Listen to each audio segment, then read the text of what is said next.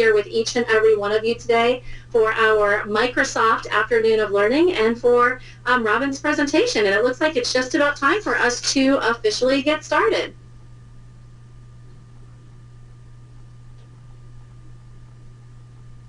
Welcome to today's webinar, Digital Storytelling on Any Device with Sway, brought to you by Simple K-12. My name is Lori, and I am here with Robin Rivnats, and we are so excited to have all of you here with us today. Now, this webinar has been brought to you free today thanks to our sponsor, Microsoft Education Empowered. When it comes to technology and education, your school needs more than a device or a service. Your school deserves a complete solution, and your end-to-end solution begins with Microsoft. Now, for those of you who are joining in live, I just went ahead and sent out a tweet from our Twitter account. You can feel free to retweet to your followers and invite them to attend today's session. It is free and open to the public. Thanks to our friends at Microsoft. Just be sure to include this link as well as the hashtag SK12 when you send out your tweet. Once again, that live back channel chat, great place for you all as attendees. You can take notes and chat with one another. I went ahead and shared that link out through the chat area there of GoToWebinar, and I'll go ahead and resend that again to you all in just a moment. And we will have some time for some live Q&A with Robin at the end of the session today. Feel free to submit your questions through that questions box of GoToWebinar. If you do submit your question through the Titan Pad, I may not see it. So if you have a question about the teacher learning community or you have a technical question, I can help you with that behind the scenes during the webinar today. Otherwise, if you do have a question for Robin, we're going to hold those until the end, and we always try to answer as many of those questions as possible. Now, just a little bit about our presenter here. Robin Rivnats is a Senior Teacher Engagement Manager for U.S. Education, managing the MIE Expert and MIE Trainer communities, as well as serving as Curriculum Lead for Professional Learning. Now, she has over 16 years of education experience. She's taught both junior high and elementary students, as well as serving in instructional technology roles in Katy ISD and Lamar CISD in the great state of Texas. Robin, great to be here with you today. Thanks for joining us. Great to be with you all as well. I will go ahead and pass the screen to you. All right, looks great, Robin. We're good to go.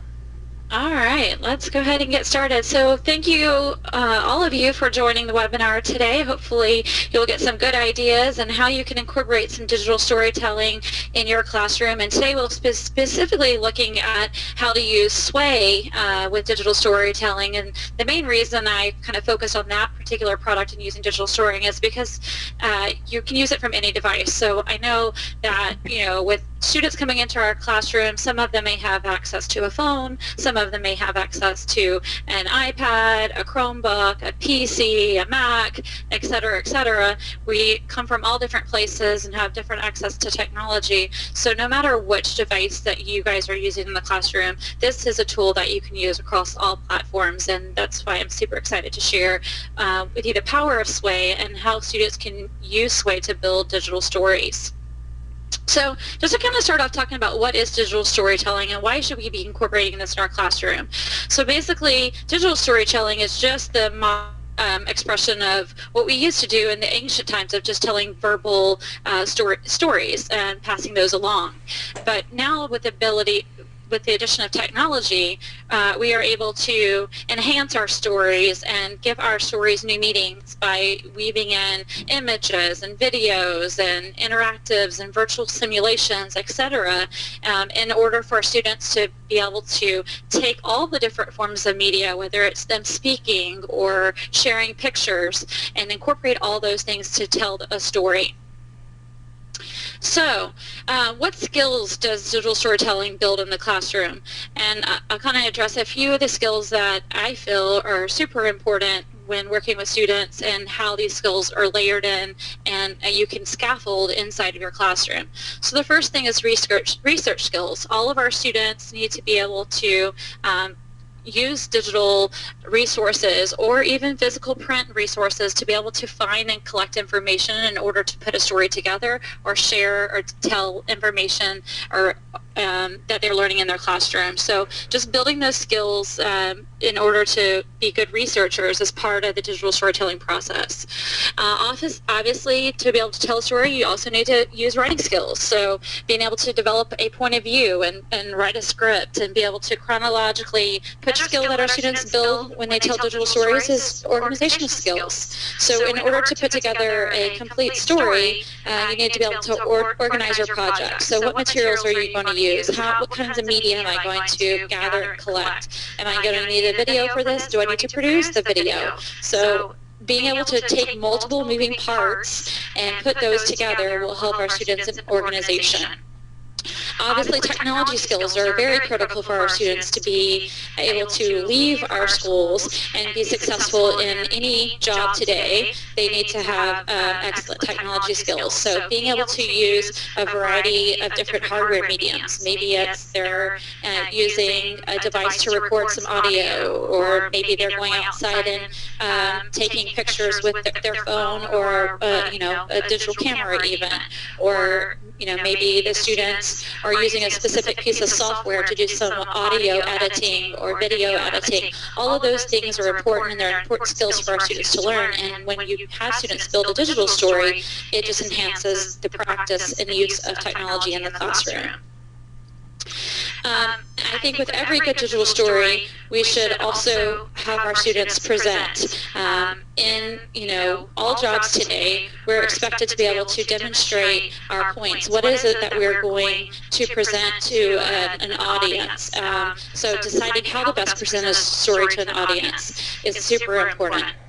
And then whenever you have students build digital stories, this obviously can also improve their communication skills. So you might want to put students in groups or pairs to build a digital story together. And so by having the students work together in a group and maybe giving each student different roles of what they're putting and building together as part of the digital story, that can be some skills that you work on.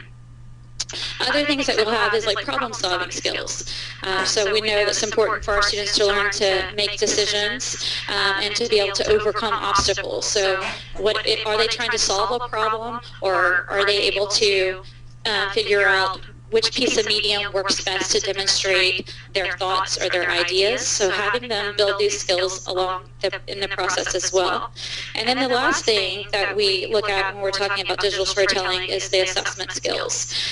And with students being able to tell a digital story and be able to share a concept in their own words or with using multiple forms of media, this allows them to either to critique their own work, and then also it allows for easy sharing of the artifact of learning as well, so that other students or parents or community members can also critique the work that the student or group of students do as they're building this digital story. So these are all fundamental skills that we know our students need in order to be successful, and it all just works really nicely that when you're having students actually create a digital story to demonstrate understanding of a concept, etc., that those skills get built in the process. Before we actually get into looking at how SWAY works with digital storytelling, just kind of wanted to go over a few ideas of ways you can use digital story in your classroom. And so this is just ideas, maybe you can figure out how one of these would work in something you're teaching or a piece of content you have in your classroom. So maybe you have your students create a public service announcement, and in order to do that, they need some digital manner to put the PSA out there. And maybe it's to create a PSA and raise awareness of, the water crisis or clean water issues that we know exist in parts of the world. They could pull together different forms of media in order to tell that story, and then maybe even ask for community members to donate towards that cause. So that's one idea. And here's some other ideas as well. Maybe you would like your students to create a movie trailer for a book or an article they're reading, or a historical era or an event. Again, being able to pull together the different forms of media so that the students can create these movie trailer type activities. You could do that here. Another example would be if you're a science teacher. in the past, traditionally students have to create a lab report to demonstrate understanding of what they did in the lab process and the scientific investigation skills. And maybe that was done previously on a piece of paper. But is there a better way to represent that? Could the students actually be, writing their hypotheses, and then as they're actually completing the lab, be taking digital documentation of that along the way, taking video of themselves, in the lab experiment, what's happening, and being able to document that, or take pictures of it along the way, and maybe even annotate on top of those pictures to explain what's going on in the lab, and then be able to really formulate a thesis and draw some conclusions based on what they learned and discovered. So there's several other ideas that I have here on the slide that maybe you might be able to take and adapt and begin having your own students explore creating digital stories. So in a digital story, you might ask, well, what media can I use, or what media do students use, or should they be using in telling their stories? And so you can take a compilation of any kinds of media and put that together in a story.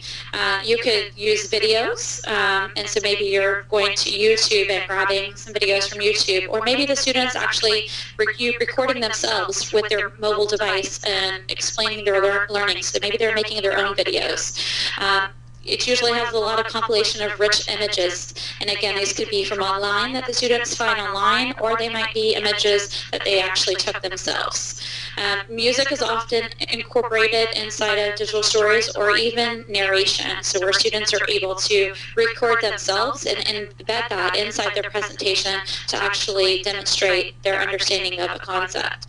And being that we live in the world we do today, we know that we are inundated with lots of forms of social media, and there's social media out there that people use for personal sharing, etc., but there's a lot of social media that is used for learning and learning purposes. So students might find some real-time, relevant, current event information out on Twitter, in which they want to embed some of those tweets maybe into their presentations that they do. Or they find a video explaining a process or sharing some information on YouTube that they would want to embed in their presentations. How can they do these things and go out and find these rich resources digitally, but include them inside their presentation? Or you might want to show rich data and actually have either charts to embedded inside a student's presentation to actually show data, or maybe they want to actually embed another document that they've already created. So maybe they had a PDF that they used as a resource, or they created a Word document with a report. Can they integrate that written Word document report also into this digital story? And so all of those things can be included inside of a digital story. And so you might ask the question, well, can all of these things be done in one platform, and does it really matter? Can my students do these things regardless of the devices they have? And the answer is yes. All of my students can create digital stories that use all these resources in one place, and they can do that on any device with Sway. So if you haven't used Sway before, Sway is a new member of the Microsoft Office family, but it lives online and it lives across all devices. So basically, it came out probably a little over a year ago, and the product was launched, and so teachers have been using this in their classrooms now for a little over a year in the classrooms. And so I'm going to share with you some different examples of teachers using this in the classroom, but also how to use this yourself, how to get started, how you can create a Sway. And one of the great things about Sway, one of my favorite things about this, is that students can create these digital stories in literally a matter of minutes. So one thing that I know I struggled with as a teacher was when I was having students build presentations in my classroom, it would often take them a really long time, because they would open up a presentation software and they were more concerned with what color background am I going to get? Am I going to put a border on this picture? Do I, want to have an animation here? And while all those things are maybe fun for students to do, I know as a teacher, it was sometimes, I felt like there was a lot of class time and instructional time wasted on the students tinkering around with their presentation, rather than just getting to, can you demonstrate your understanding of the concept that you're trying to talk about here or demonstrate. So with Sway, students can do this really quickly, and the technology does all the beautification, if you would, so the students don't have to worry about that. So that's one reason. The stories in Sway that our students create also can have interactive content included inside of their Sway. So again, not just images, not just picture or videos, but we can embed other things as well, live documents, charts, etc., in some different virtual simulations inside these presentations. Another reason Sway is great is it will actually give you suggested search results based on the content that you're providing. And I'll show you in a second once we jump into the tool live so you can see this. And then you're able to instantly transform the design of your Sway. So again, like I said, on the time issue, you're not having to worry about, does this look good, or will this look good on this device? I might maybe be presenting this or showing this to someone on a phone, but I might have a big projector screen, or I don't want to spend time on making it look pretty. Sway can do that for you, and there's a button inside of Sway called Remix that allows you to instantly see different designs and does that transformation for you. And then the last thing that's really awesome about Sway is that you can share easily within Sway, and that means that you can actually have multiple people collaborating on one digital story together inside of a Sway, and it also means that you are easily able to share the final product with others very easily. You can share with a link, you can share via social media, etc., and all that's built into the same online piece of software. And the best thing is that this is available across all devices. So it is web-based, so if you have a device in which you only have internet access to, or just a web browser, as long as you have a browser, you can use Sway online. It is also available in the Windows 10 App Store, so if you have Windows 10 and you want to download the Sway app, it is available to use. And then it's also available on iPhone and iPad as well in the iOS app market. So if you go to the iOS store, the App Store, you can download the Sway app there as well. And of course, if you're on an iPad or an iPhone, you could, you don't have, or a PC, you don't have to use the app. You could use just the online version on the web as well. And that's what we'll be looking at today, is the online version, since I can't quite share with you my picture of my phone here inside the presentation. So let's jump in real quick. Let's explore Sway. I'm going to start by showing you an example of a created, and let me open that up really quickly.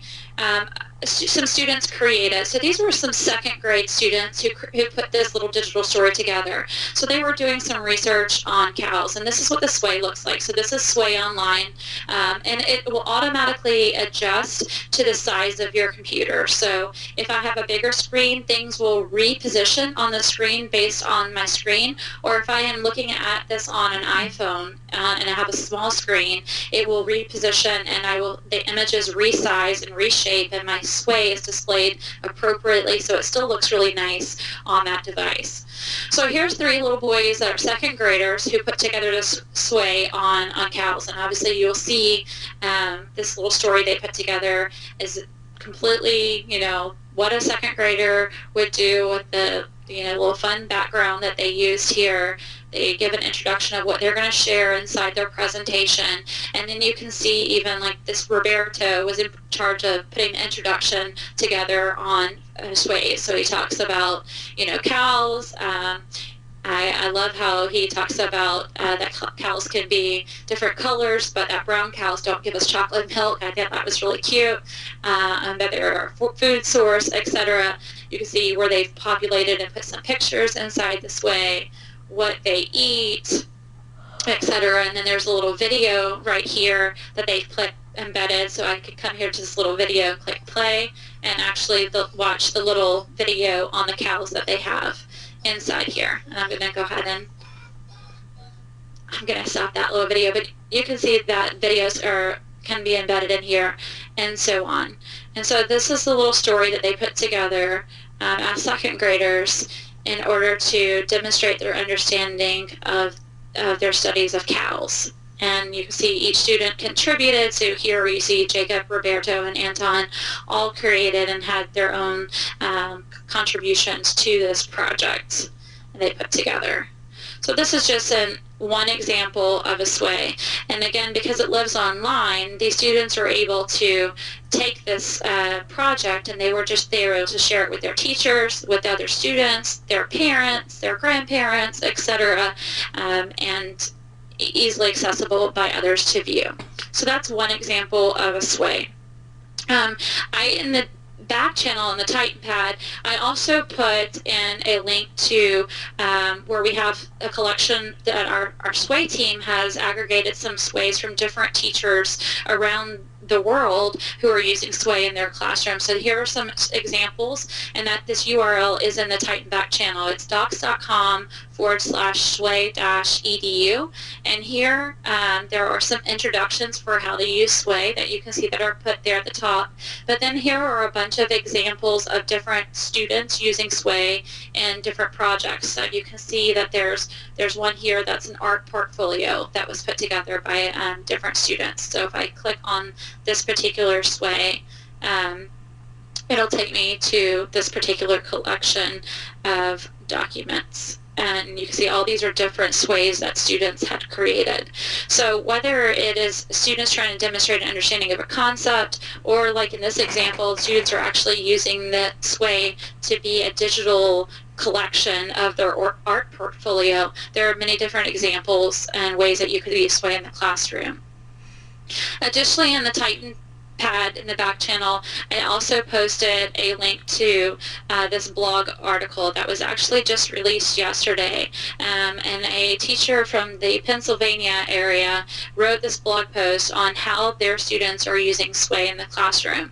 And inside this blog post, you will see different examples with links to different sways inside of here. So there was a science class who students each created sways on Newton's laws of motion in relation to different physical sports. So you'll see there's ballet and basketball, etc., different versions. But these are many great examples of how teachers across all curriculum areas are having their students use sway in the classroom.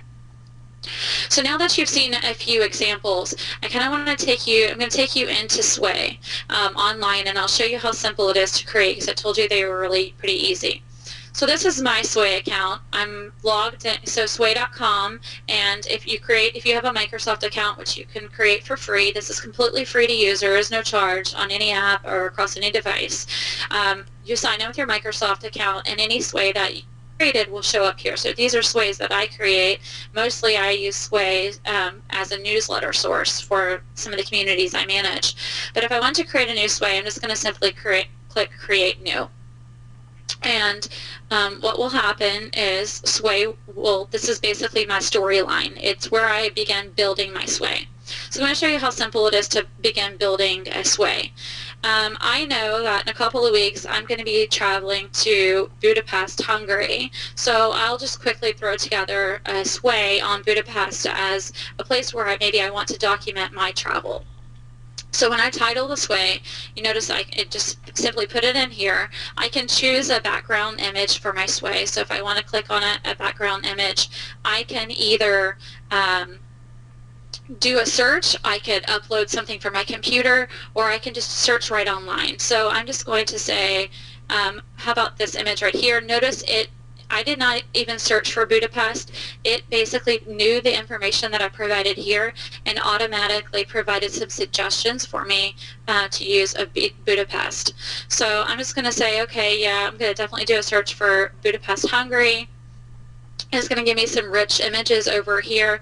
Notice right now I have this searched only to show results that are tagged with Creative Commons, so that I'm able to actually use these my projects and without having to worry about copyright issues. So I'm just going to go ahead and drag this image over here to the title. And if I click off of my storyline onto the main page, my sway is automatically going to start loading here. And so this is just what it looks like in the preview mode. But I'm going to come back to my sway, and I'm going to add some more content. So up here on my menu, basically I have the ability when I click insert, I can insert things from a OneDrive. So if I have some docs that I want to include, I can. I could insert from my OneNote. I could insert from Facebook, Flickr, Bing, Picket, YouTube, Twitter, etc. These are all different places that I can pull content from. But let's say that maybe I want to add a few more things. So I also have the ability to add cards. And so if I want to come here and say, you know what, I want to add, let's say I'm going to add a video.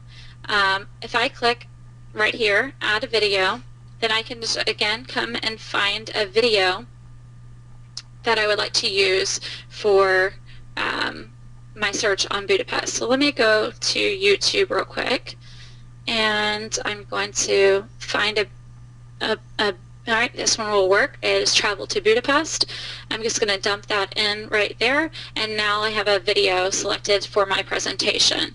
I might want to add some other images as well. So I'm going to come back to my cards, and I have different ways I can actually have my images show up.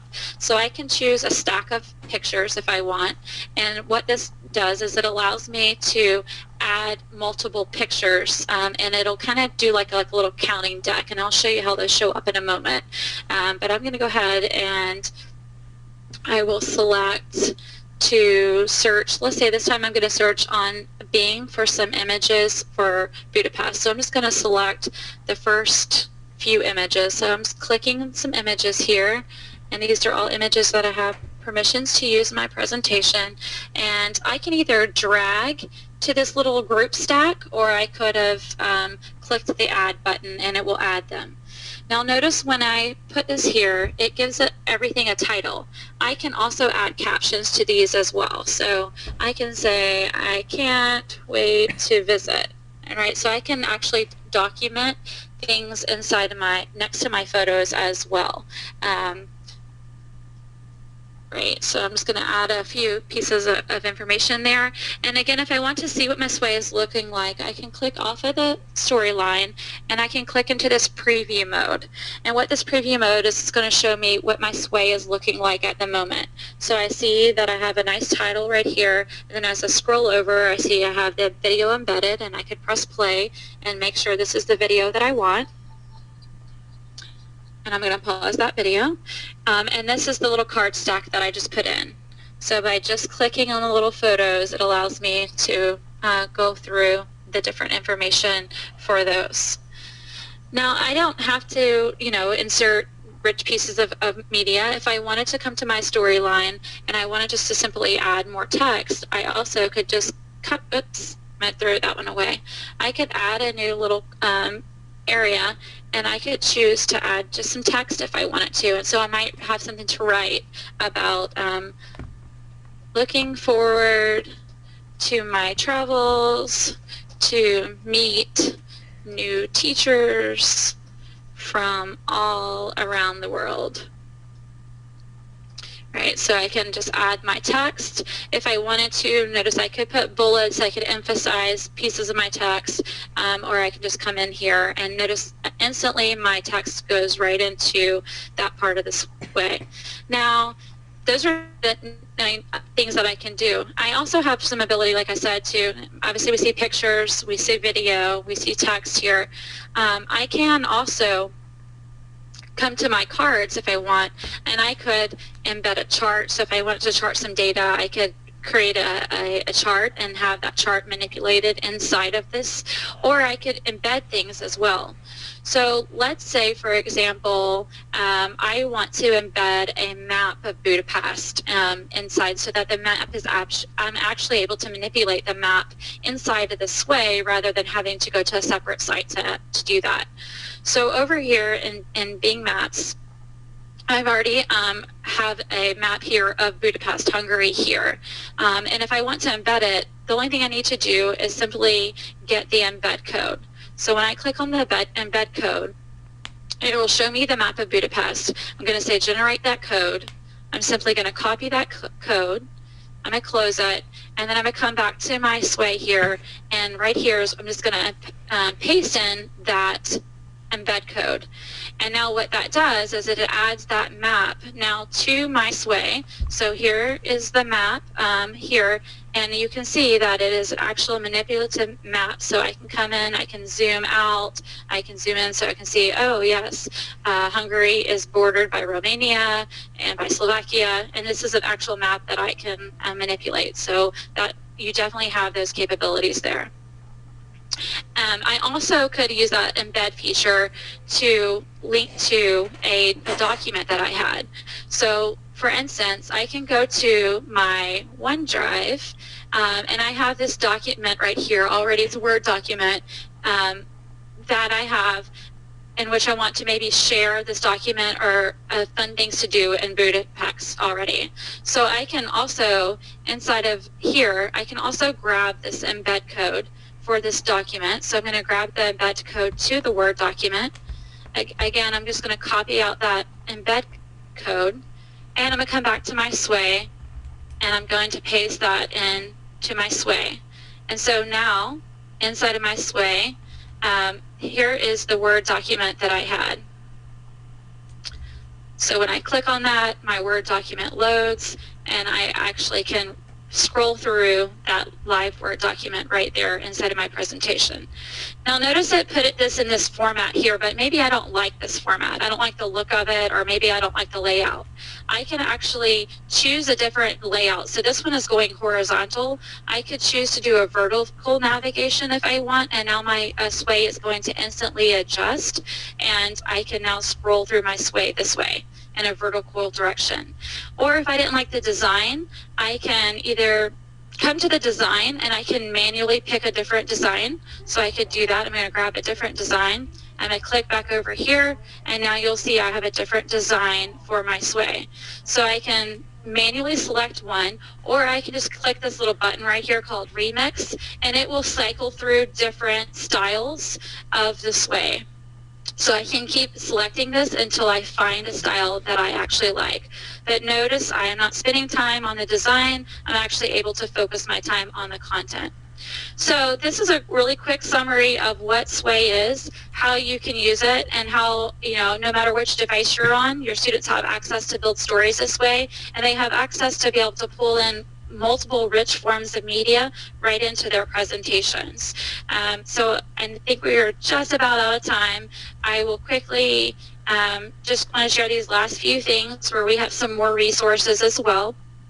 So you're welcome to ask any questions to @Microsoft_edu. We also have a Sway handle as well. So if you want to follow Sway on Twitter, they are out there and they love interacting with teachers.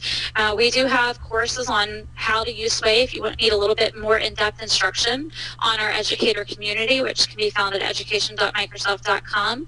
And then if you're interested in receiving our monthly newsletter where we feature teachers and different new things that we're working on here at Microsoft, definitely encourage you to do so. And then the last thing is, if for some reason you would love to have your own copy of Office and use this for free, any teacher and student can get Office 365 for free in your classroom. And I don't know if I shared this, but Sway is an embedded built-in app in the Office 365 platform for all teachers and for all students. So with that, I'm happy to take any questions that you guys might have. Okay, great, Robin. Thank you so much for a wonderful presentation. I'll give you just a couple of moments to catch your breath.